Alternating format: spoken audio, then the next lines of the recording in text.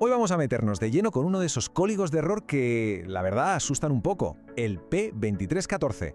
Si alguna vez ha aparecido en el cuadro de mandos, conviene prestar atención, porque esto interesa, y mucho. Todos conocemos esa sensación, ¿verdad? Ese pequeño hundimiento en el estómago cuando se enciende la luz de fallo del motor. Es una de esas señales que simplemente no se pueden ignorar. Y si el escáner nos chiva el código P2314, nos está apuntando directamente a un problema muy específico en el sistema de encendido. Muy bien, vamos al lío. Para entender cómo solucionarlo, lo primero es saber qué está pasando ahí dentro. ¿Qué significa exactamente este código? Dicho de forma sencilla, el código P2314 nos está diciendo que hay un problema con la bobina de encendido que el sistema denomina E. Esta pieza es absolutamente fundamental para que uno de los cilindros del motor haga su trabajo correctamente. A ver, pensemos en el módulo de control del tren motriz, el PCM, como el cerebro del motor. Es el que da todas las órdenes.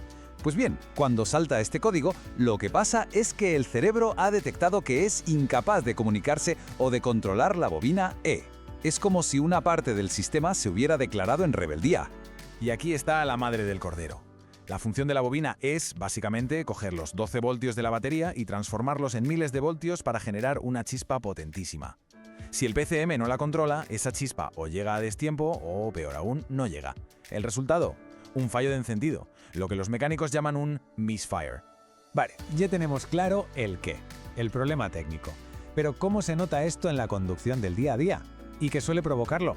Vamos a ver las pistas que nos deja el coche. Bueno, lo primero y más evidente, claro, es la luz de fallo motor encendida. Pero además de eso, es muy probable notar que al coche le falta fuelle, que pierde potencia. También que gasta más gasolina de lo normal, que da tirones al acelerar o que el motor tiembla, sobre todo al arrancar o al ralentí. Vamos, que el coche no va fino ni mucho menos. Y ahora la pregunta del millón. ¿De dónde viene este fallo? Pues miren, aunque podría ser por varias cosas, la experiencia y los manuales de taller son claros. La grandísima mayoría de las veces, la culpable es la propia bobina de encendido. Otras causas, como una bujía gastada, un cable en mal estado o un simple fusible, son posibles, pero menos frecuentes. Y que falle el cerebro, el PCM, eso sí que es raro, pero que muy raro. Con todas las posibles causas ya sobre la mesa, lo que toca es trazar un plan de ataque. Y ojo, aquí no vale eso de empezar a cambiar piezas a lo loco. Hay que seguir un método, un orden lógico, para dar justo con la raíz del problema. Esta frase es, básicamente, la regla de oro de cualquier buen diagnóstico. Antes de complicarse la vida y empezar a desmontar medio motor, hay que ir a lo obvio, a lo fácil. Es la forma más inteligente y, sobre todo, la que más dinero nos va a ahorrar. Así que este es el camino a seguir, el que recomiendan los profesionales. Primero, una buena inspección visual. Mirar la bobina, los cables, el conector, buscando cualquier cosa rara. Después, a por la bujía. Si todo parece estar bien, el siguiente paso es coger un multímetro y medir la resistencia de la bobina, a ver si cuadra con lo que dice el fabricante. Luego, algo súper fácil, comprobar fusibles y relés. Si después de todo esto el fallo sigue ahí, toca revisar a fondo el cableado. Y ya como último recurso, si todo lo demás está perfecto, entonces, y solo entonces, se puede empezar a sospechar del PCM. Y esto de aquí explica a la perfección por qué ese orden es tan importante. El error más común, y el más tonto, es ir directamente a cambiar la bobina. Pero claro, eso puede ser tirar el dinero si el problema real era un fusible de €1 o un cable medio suelto. Ignorar lo más básico, saltarse esa inspección visual, son esos atajos que al final salen carísimos, tanto en tiempo como en dinero. Bien, una vez que hemos hecho el trabajo de detective y el diagnóstico nos señala al culpable, la solución, por suerte, suele ser bastante directa. Vamos a ver cuáles son las reparaciones típicas. Como se puede ver, es bastante lógico.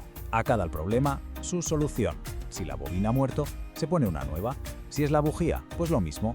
Un cable dañado se repara o se sustituye. Y un fusible quemado se cambia y listo. Y ya, en el caso remotísimo de que sea el PCM, pues no queda otra que cambiarlo. A lo mejor puede parecer solo un pequeño fallo, una tontería que hace que el coche vaya un poco peor. Pero la realidad es que ignorar este código de error puede tener consecuencias muy serias y sobre todo muy caras. Que quede una cosa meridianamente clara, el código P2314 no es un problema de, bueno, ya se arreglará solo. Es todo lo contrario.